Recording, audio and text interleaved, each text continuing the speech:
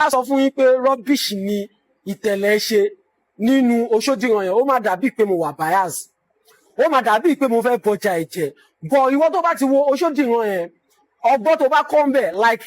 ọgbọ́n tí fíìmù yẹn tó fún ẹ nǹkan tó kú ẹ tó rọ́gbọ́n kọ́ ń bẹ̀ sọ́nu comment section cause mi ò mọ ibi tẹ́ ẹ máa lọ from one life to another tẹ́ máa náà lọ kọ́ wọn kan school ẹ máa it doesn't make any sense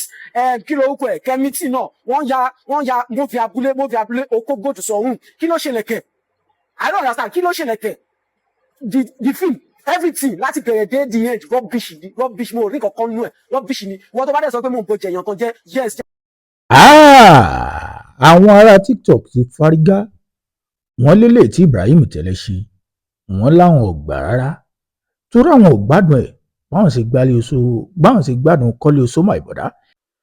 Àwọn Kọ́lé Oṣó family gangan ti wá reply èèyàn àwọn Ibrahim Tẹ̀lẹ̀ àwọn gan ti reply lẹ́yìn ìgbà táwọn èèyàn drop review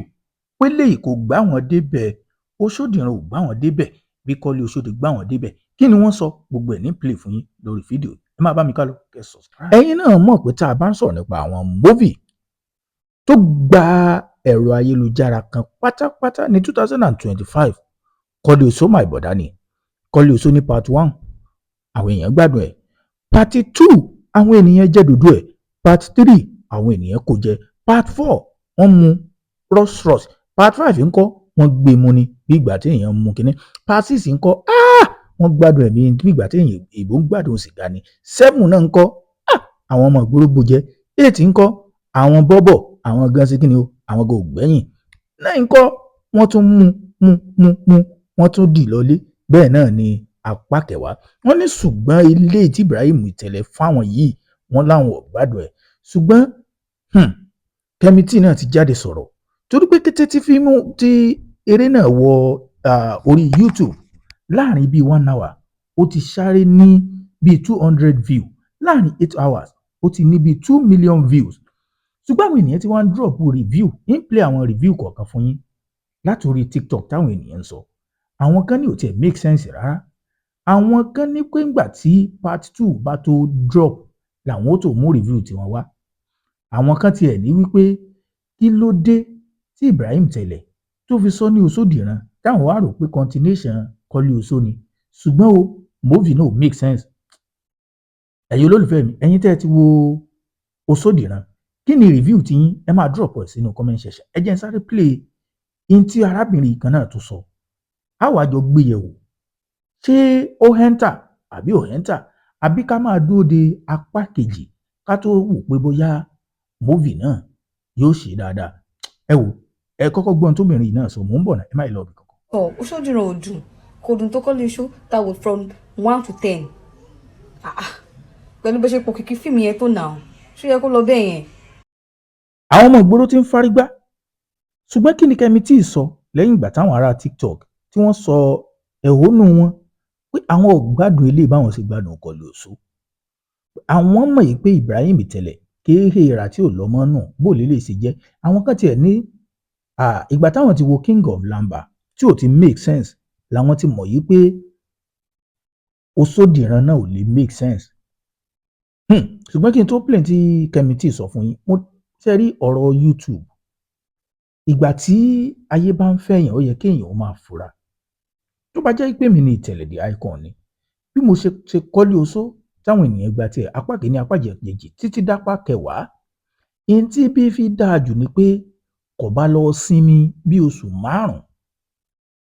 lẹ́yìn oṣù 5 àwọn ènìyàn tún ti máa jẹ̀rìn ẹ̀ pé kí ni Ibrahim Tẹ̀lẹ̀ tún ní fún wa tó bá ti di lẹ́yìn oṣù 5 yóò ti gbé ọpọlọ kalẹ̀ láti lè kọ story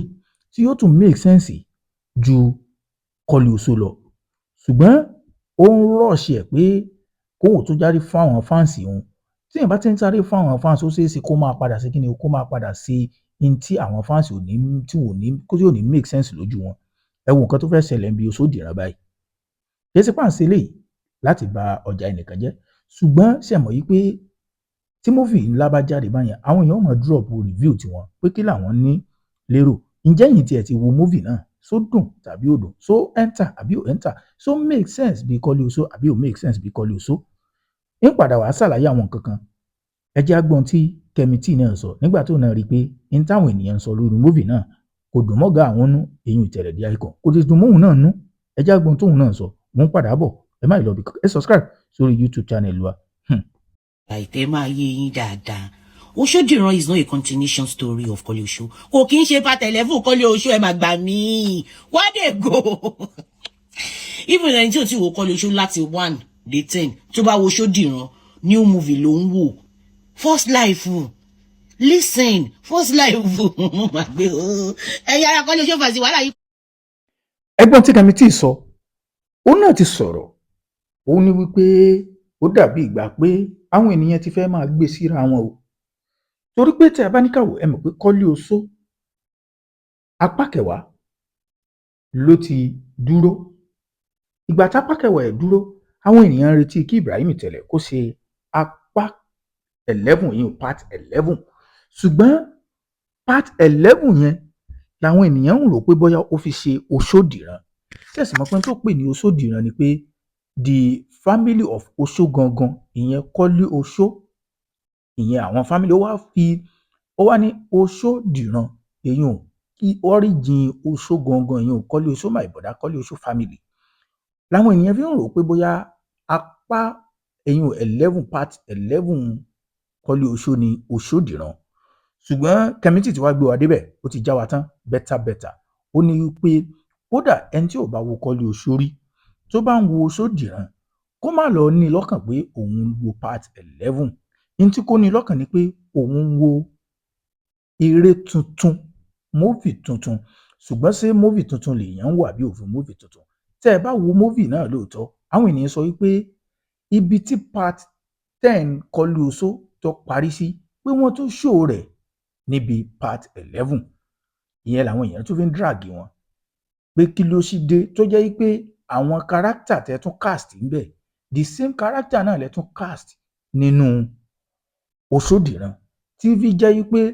a lè wò pé continuation Kọ́lé Oṣó lẹ fẹ́ sí ó tún gbé mi débẹ̀ ṣé ìyẹn náà tún gbẹ̀yìn débẹ̀ kí la wá fẹ́ sọ ni pé àwọn ènìyàn ti ń sọ àwọn ọmọ ìgboro àwọn bọ́bọ̀ ti ń sọ wípé ẹ mọ̀ tó ṣẹlẹ̀ ẹ jẹ́ ká dúró dapá kejì tí apá kejì ò bá fi lè make sense á ti wá mọ̀ pé Ibrahim Tẹ̀lẹ̀ ó ti fẹ́ máa fún wa rọ́bìṣì jẹ nìyẹn ṣé ẹ understand báyẹn ẹ jẹ́ ká máa wo ohun tó máa ṣẹlẹ̀ lápá kejì èyàn Oṣódìran torí pé in tó mú àwọn bọ́bọ̀ tó fi máa guys àwọn kódà àwọn àgbàlagbà tí wọ́n fi wu Kọ́lé Oṣó dé orí apá kẹwàá ẹ mọ̀ pé kì í ṣe múvì kékeré rárá múvì tó yẹ pé ó wà lára àwọn múvì tí àwọn èèyàn wò ju 2025 nísìn apá kìíní ilé ìlú ṣẹ̀ṣẹ̀ jáde táwọn èèyàn ti ń complain pé kò tiẹ̀ enter rárá kò gbé àwọn débẹ̀ rárá kí lẹ wá lérò pé ó máa ṣẹlẹ̀ lápá kejì ẹ jájọ máa wò ẹ̀yin olólùfẹ́ mi kí lè ro tí lórí Kọ́lé Oṣó lórí Oṣódìran ilé tí Ibrahim Tẹ̀lẹ̀ tó ń ṣẹ̀ṣẹ̀ fi síkànnì ayélujára pé káwọn ènìyàn máa jẹ́ ṣùgbọ́n àwọn bọ́bọ̀ wọn láwọn ò gẹ́ẹ̀tì ẹ̀ kò gbé àwọn débẹ̀ ó yá ẹ drop review tí èèyàn sínú comment section.